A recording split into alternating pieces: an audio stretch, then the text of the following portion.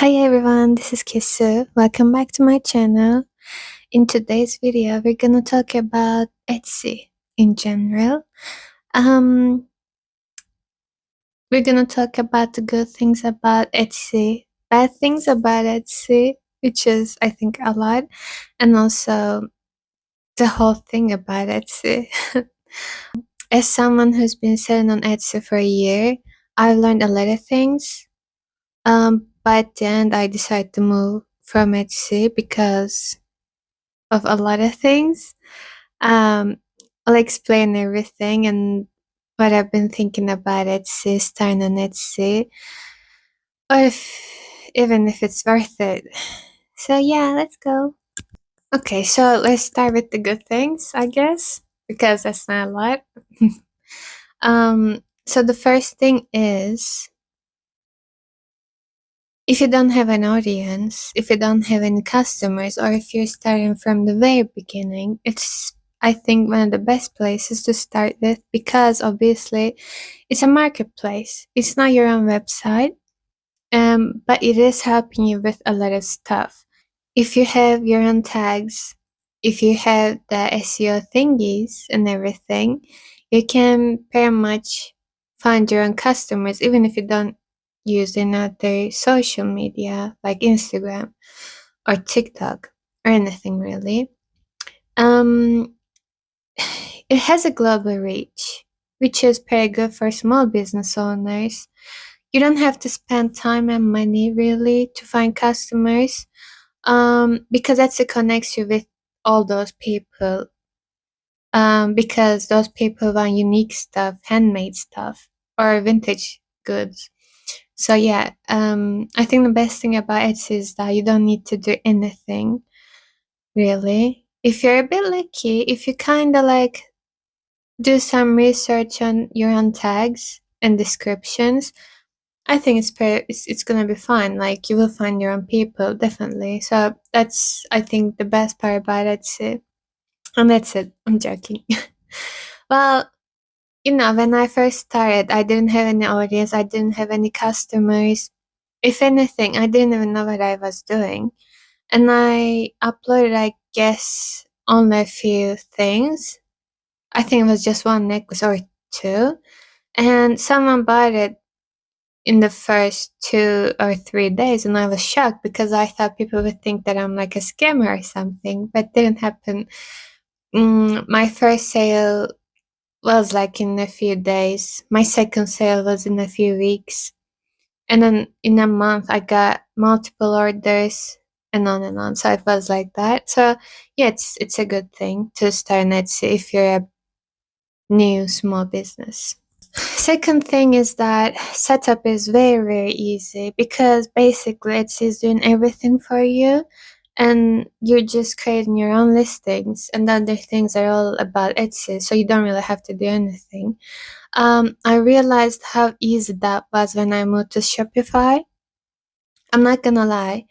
On Shopify, I can make everything really like customized. You don't have that on Etsy, but everything's very like easy. So you can't really do a lot of stuff, but the things that you need are there. So it's making everything very easy for you. Um, so you can basically just focus on what you're doing. You can make your own jewelry, I don't know, like readings, because most of the things are handmade, right? So you don't have to spend time on delivery stuff, because it's all automatic for you. And I think the third, I'm not really sure if it's a good thing or a bad thing, but I'm gonna say it's kind of good. It's the reviews. If you wanna buy something from someone, you can literally just go and check on their reviews, and you can pretty much know what you're gonna get from the reviews. However, this is like a really weird topic to talk about, because I also hate this. Like, I really like and hate it, because people can do a lot of things with their reviews. But I think it's very easy to know if you should buy something or not. Um, so yeah, I'm just gonna say that it's like a good thing and a bad thing, and I think I should start with the bad things because that's pretty much it for the good things about it. So now let's be real. It is far from perfect. It comes with a lot of challenges. And the longer I've been on this platform, the more I've started to question everything about Etsy. I'm still a buyer and a seller on Etsy, but if I find a store, I always check if they have their own website because I prefer buying something from their own website because I became a seller and I saw how difficult things can get. So, first of all, high fees. I know a lot of people say that they're high for a reason, and some people say that they're way too high. I really think it's not that bad. However, they do add up a lot. So basically, it's something like I'm not really sure about the fees, but I think when you add up all the fees, it's almost like 6.5. But it can go up to like 12 somehow sometimes because there are a lot of hidden fees for sellers, not for the buyers, but for the sellers. Um, so actually, Etsy's fees are not that good. You got like 5% transaction fee and then listing fees. So you can't list anything. Like if you can't just list something without paying anything. And now you have to renew your listings, which is another thing. And then payment processing fees, a lot of fees. If you use Etsy ads, which is a bit weird because I've never used them, but I do know people who tried it and it's like 50-50. Some people were really happy with that and some people really thought it was just useless. So yeah, it really adds up. It really adds up because you can see that your revenue is like 4K and then what you get is like, I don't know, like 3K and you're like, what happened to that 1K? And then you're like, oh, it's his fees. So yeah. Is it worth it? I think it might be a little bit worth it because if you really think about it, it's a marketplace and you don't really have to do a lot to find customers. So that kind of makes sense. However, I think 6.5, that's still a lot. The fees are always increasing. The worst part is that as fees increase, it feels like Etsy is not really improving their services for the sellers. If anything, they're really, really failing us. And it's really frustrating because we're paying more, but we're getting less as the sellers. So it's like, ugh, not nice. The second, and I think this might be one of the worst things ever that made me hate Etsy is demanding and misunderstanding customers. So listen, it's not always only the customer's fault, and it can be sometimes the seller's fault. So I've been doing this for a year. I did some things wrong. I didn't know any better because I was still learning. But now I know, and I can tell you that it's mostly his fault because like one of the toughest parts of selling on Etsy is dealing with customers. I do know that customer service is real difficult and it's a tough job. I'm not gonna lie.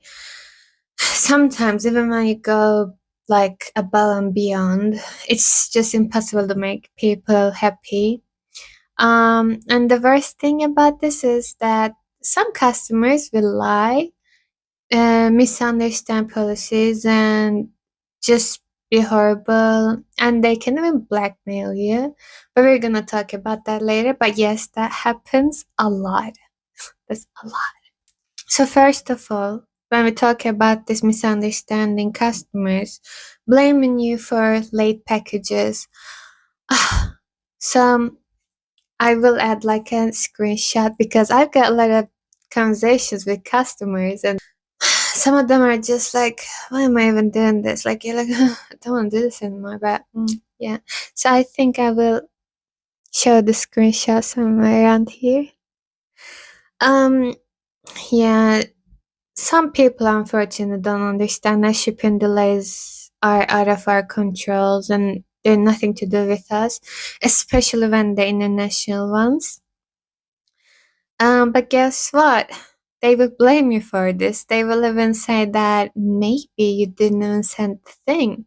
I've had customers demand refunds for late packages, even when the tracking clearly shows that delays about the carriers and like it's nothing to do with me.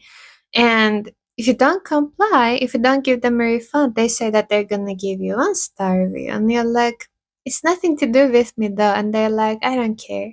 My advice for the new sellers is gonna be that I know not being able to see that 5 stars when you go to your store hurts. However, please do note that it won't stay at 5 because this is another thing. People are gonna give you 1 star, 2 stars, and they're gonna say that they loved the thing that they bought from you. It was amazing. They're gonna order from you again, and then you see 1 star. Thank you so much for your review, but I think you made a mistake. And they're like, oh yeah, sorry, and they don't change anything. As a buyer and also a seller, a review like that wouldn't hurt anything. No one's gonna stop because of that. However, it hurts as a seller to see that review and you're like, thank you, but yeah, it happens. Next one is blackmailers. This is basically what stopped me from offering readings.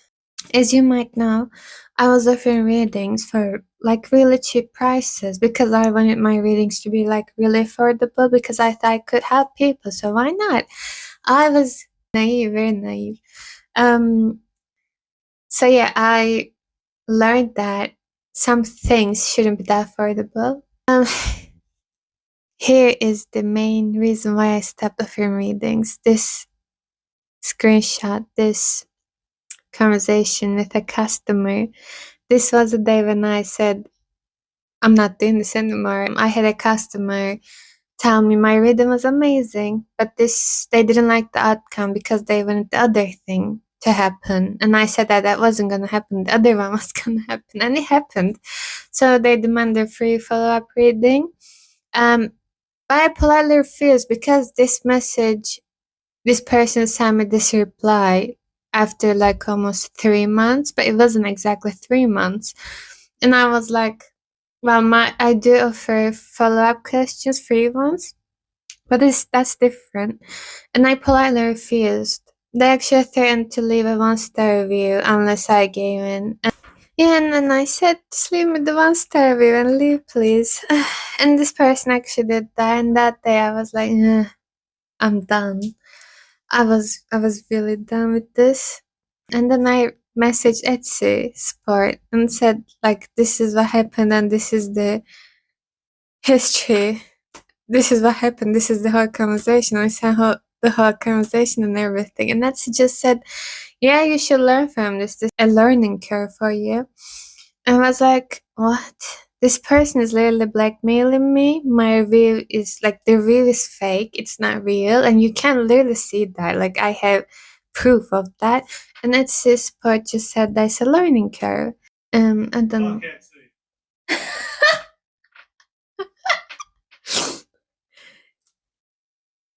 it shows like an opinion, so they can't do anything. And I was like, really? The opinion is not real. And they were like, yeah, if you message us again, we're gonna like ban you, block you from it. So I was like, ooh, that's nice. Yeah, this did happen. So this is unfortunately not the only time.